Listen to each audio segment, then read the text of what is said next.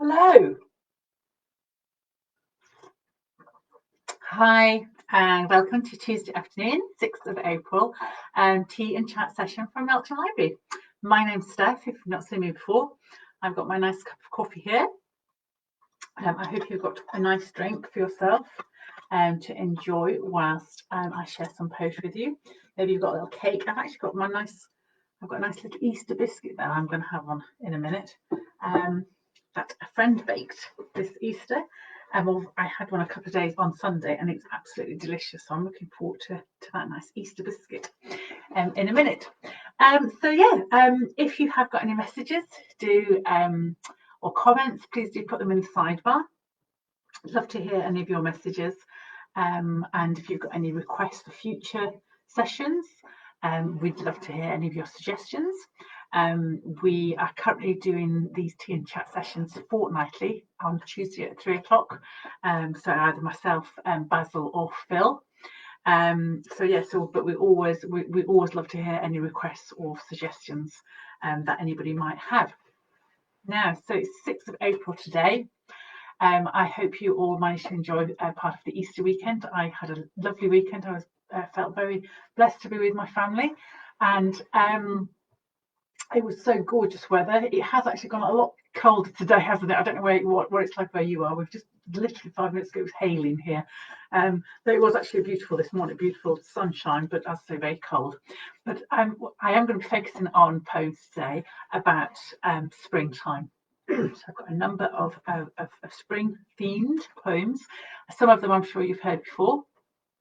Hopefully one of these might be your own personal favourite. So I'd love to know what your favourite spring poems are. But let's get started with a short one. I'm taking a lot of the poems today from my little book here, which is a book on poems of nature, which is a lovely little book which you can carry on because it's nice and small, but it's just packed with lovely little bits of poetry. And I'm going to share this one. It's called The Years at the Spring. It's quite a short one, and it's by Robert Browning. So let's get started with The Years at the Spring. The years at the spring, and days at the morn, mornings at 7, the hillsides dew pearled, the larks on the wing, the snails on the thorn, God's in his heaven, all's right with the world. That's a short one by Robert Browning, The Years at the Spring, an English poet and playwright from the 1800s. And I don't know about you, I think spring is my favourite season because I love all the new growth.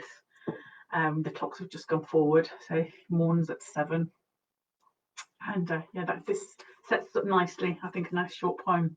But moving on, I'm going to move on now to one of the famous romantic poets, William Wordsworth, who I think is my favourite of the romantic poets.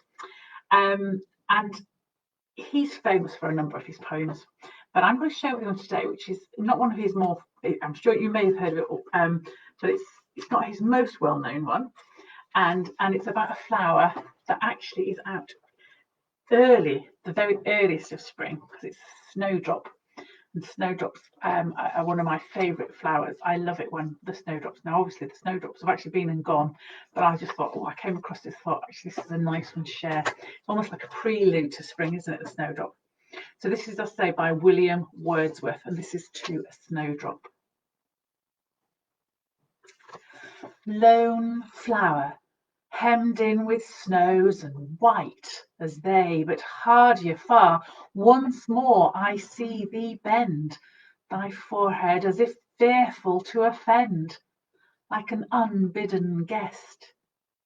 Though day by day storms sallying from the mountain tops waylay the rising sun, and on the plains descend, yet art thou welcome, welcome as a friend, whose zeal outruns his promise.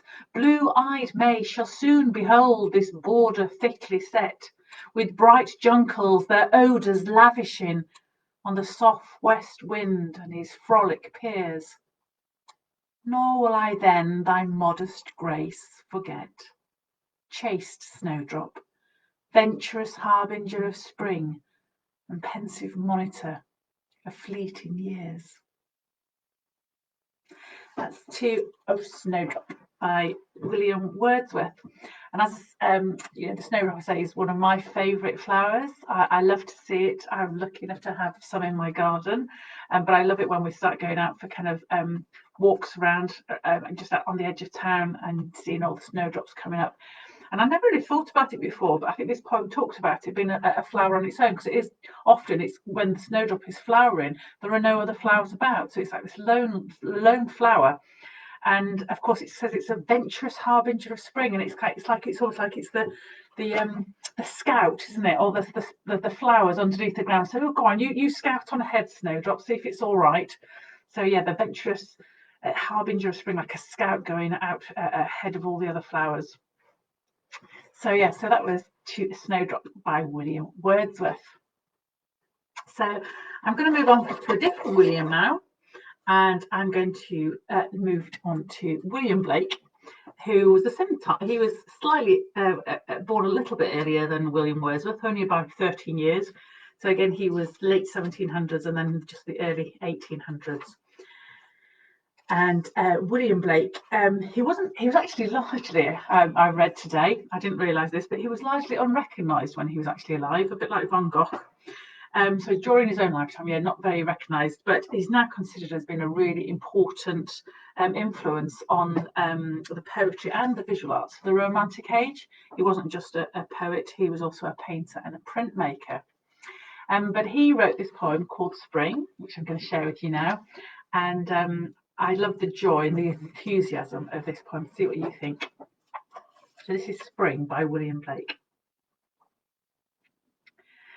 Sound the flute, now it's mute, birds delight, day and night, nightingale in the dale, lark in sky, merrily, merrily, merrily to welcome in the year.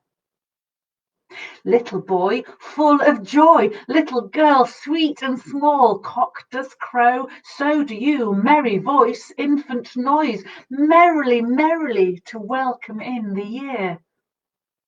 Little lamb, here I am, come and lick my white neck, and let me pull your soft wool, let me kiss your soft face, merrily, merrily we welcome in the year.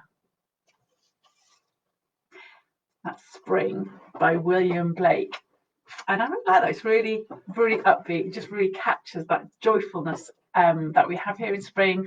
We've got the new things growing. We've got, got lambs in the field. We've got the flowers. Suddenly all the birds are going mad. The birds song in the morning at the moment is just insane, isn't it? It's just so lovely to hear that. So yes, that's William Blake. And as I say, William Blake was a poet, but he was also a painter. And I watched a film recently, which I had watched many years ago, but I watched it. It was, and I hadn't appreciated before when I watched it the fact that some paintings by William Blake took a significant part. Of course, I actually watched the film Red Dragon, which was the prequel to Silence of the Lambs by Thomas Harris. So, of course, featuring the famous character Hannibal Lecter.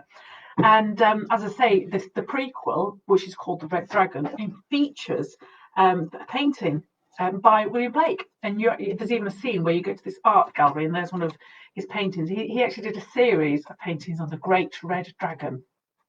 And as I say, it was quite significant in the film, the horror film of a serial killer. So I thought that was quite a nice, like, oh gosh, I didn't realise that. That's something I learned about William Blake was his series of paintings, the Great Red Dragon. So there you go. But returning to poetry, let's move on. And I'm going to do another poem, and it's got the same title. It's also called Spring. I did say that most of the poems today were all about spring. So this one is also by spring, and it's by Christina Rossetti. Again, she was born in 1830, an English poet, sister of Gabriele Rossetti. And yes, so obviously she came from a family and various talented people in her family in the various arts. But this is her poem on spring. Frost locked all the winter, seeds and roots and stones of fruits. What shall make their sap ascend, that they may put forth shoots?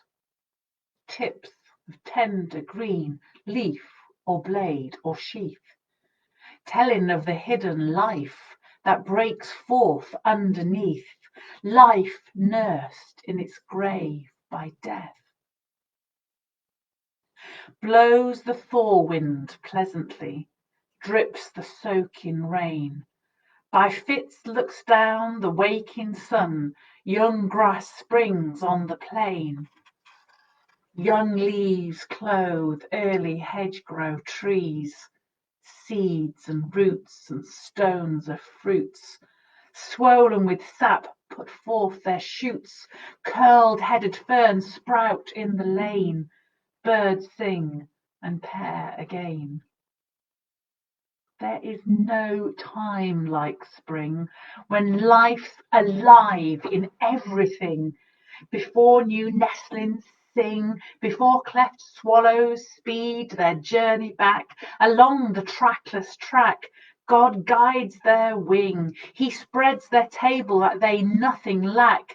Before the daisy grows a common flower, before the sun has power to scorch the world up in his noontide hour. There is no time like spring that passes by. There is no life like spring life, born to die, piercing the sod, clothing the uncouth clod, hatched in the nest, fledged on the windy bough, strong on the wing. There is no time like spring that passes by, now newly born and now hastening to die. And that's Spring by Christina Rossetti. It's quite an interesting poem. It starts off kind of the positivity of, it's talking about things still being underground. What shall make them sap ascend? What's going to make them break forth from their grave in the ground?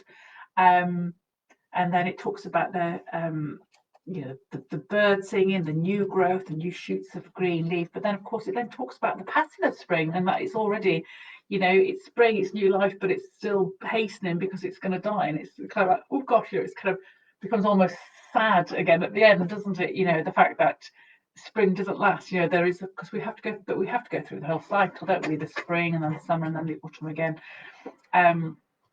But I do like the middle. The second verse in particular is lovely because it's talking about the springs coming out, the young leaves clothe early hedgerow trees, and I love the fresh green of new leaves in spring. I don't know about you. Do you like spring leaves, or do you prefer it midsummer when the leaves are in full bloom and full growth?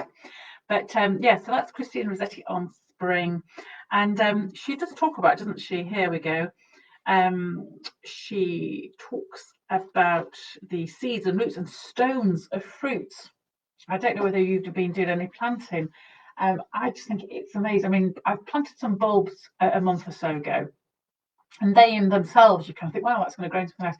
But I bought some plants. I think they were rhizomes, and they were just like stones. I mean, they literally were like stones. I think I wasn't even sure which way up to plant them because it didn't seem very obvious at all. Whereas at least with the bulbs, you have a rough idea where the pointy end is. And I thought, goodness me, these almost stone-like things, but if you plant them in the ground, and they were going to grow up into some beautiful flowers. Hopefully, they will grow up. So anyway, let's now move on to an English novelist and poet. And so he was a novelist primarily, and then a poet. George Meredith. So again, born in 1828, he was nominated for the Nobel Prize for Literature 5 times, but I don't think he actually ever won, which is rather sad. But he wrote this lovely poem called Invitation to the Country. And this is, again, obviously about spring and talking about going into the country. And there's a couple of lines about being in a songless city. And I have to say, I mean, I live in a small city. But this time of year in particular, it's just so lovely to get out into the surrounding kind of like countryside and to fully appreciate the bird song and the growth. So this is an invitation to the country by George Meredith. Now 'tis spring on wood and wold, early spring that shivers with cold, but gladdens and gathers day by day a lovelier hue, a warmer ray, a sweeter song, a dearer ditty. Ousel and throstle, new mated and gay, singing their bridals on every spray. Oh, hear them deep in the songless city, cast off the yoke of toil and smoke, as spring is casting winter's grey, as serpents cast their skins away. And come for the country awaits thee with pity, and longs to bathe thee in her delight, and take a new joy in thy kindling sight. And I no less by day and night long for thy coming, and watch for and wait thee, and wonder what duties can thus belate thee. Dry fruited firs are dropping their cones, and vistaed avenues of pines take richer green, give fresher tones, as morn after morn the glad sun shines. Primrose tufts peep over the brooks, fair faces amid moist decay. The rivulets run with the dead leaves at play. The leafless elms are alive with the rooks.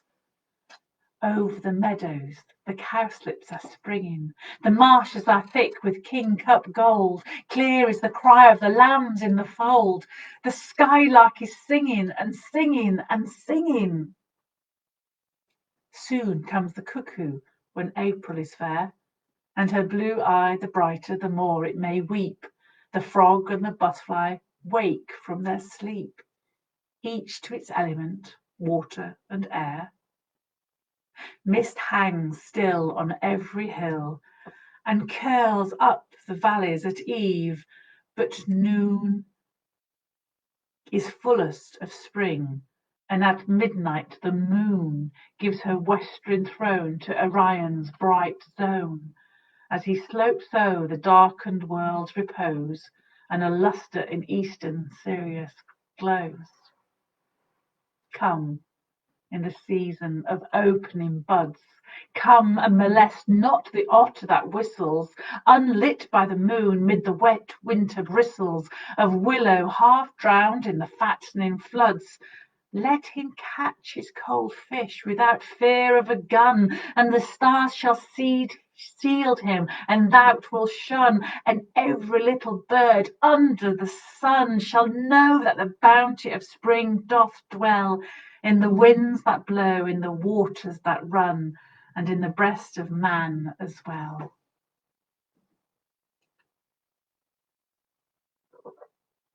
That was Invitation to the Country by George Meredith. And yeah, that's got quite a lot of passionate kind of imagery in there for me. It's just lovely, and of course it talks about different flowers, and I've already said how snowdrop is one of my favourite flowers, but one of my other favourite flowers is a primrose, and it talks about primrose tufts peep over the brooks. Fair faces amid moist decay. Now you think of decay as a negative thing, but in actual fact, because you've still got all the kind of some of the kind of dead matter from that died off in autumn, it might still be kind of out in your gardens, but the primrose just bursts forth over the top of it, doesn't it? And so you've got all these at the moment in our garden. We've got lots of primroses just looking beautiful that have pushed through all this kind of some of the leftover leaves from autumn. So inspiring us to go out and start clearing and tidying our gardens, I dare say. So yeah, so that's Invitation to the Country by George Meredith. Now I think we've just got time for one more poem, and I thought I want to include this. I did actually include this. I have read this before at a previous Tea and Chat, but it was nearly a year ago. So I decided I wanted to include it again because it is one of my favourite ones, and it is one of the nation's favourite poems, so I thought it was appropriate to share it with you. It's another one by William Wordsworth. So I did read The Snowdrop earlier, but of course one of his more famous ones is his poem which features the daffodils dancing, and I have my daffodils here from Easter. They're almost going over. They were beautiful a few days ago. They're beginning to get a little bit old. Those still looking nice and yet brightly yellow there. So I'm going to read you William Wordsworth, I Wandered Lonely as a Cloud. I wandered lonely as a cloud that floats on high o'er vales and hills, when all at once I saw a crowd, a host of golden daffodils, beside the lake, beneath the trees, fluttering and dancing in the breeze. Continuous as the stars that shine and twinkle on the Milky Way, they stretched in never-ending line along the margin of a bay. 10,000 saw I at a glance, tossing their heads in sprightly dance. The waves beside them danced, but they outdid the sparkling waves in glee. A poet could not but be gay in such a jocund company. I gazed and gazed, but little thought what wealth the show to me had brought.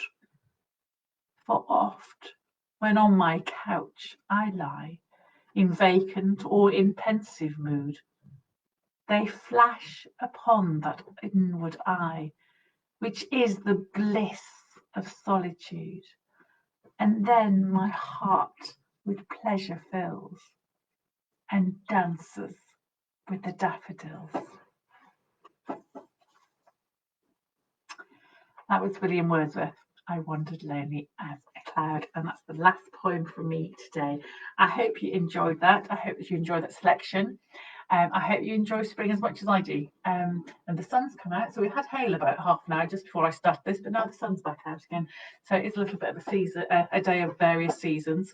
But yes, I hope you've been enjoying the spring over the last few weeks and the growth of all these beautiful flowers, and a little bit of hope, isn't it? And we're you know, we're moving into a new phase of the roadmap out of this horrible COVID pandemic that we've been suffering.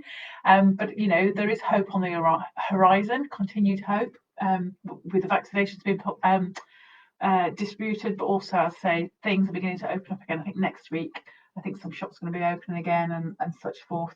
And we are now allowed to meet with people and sit in our gardens. So there is hope at this springtime. As I say, I hope you're all well. I hope you're taking care. Do enjoy your drink if you've got a drink to finish off with this afternoon. I'm now going to have my Easter biscuit. So anyway, as I say, do comment if you've got any suggestions at all. But in the meantime, see you again in a couple of weeks.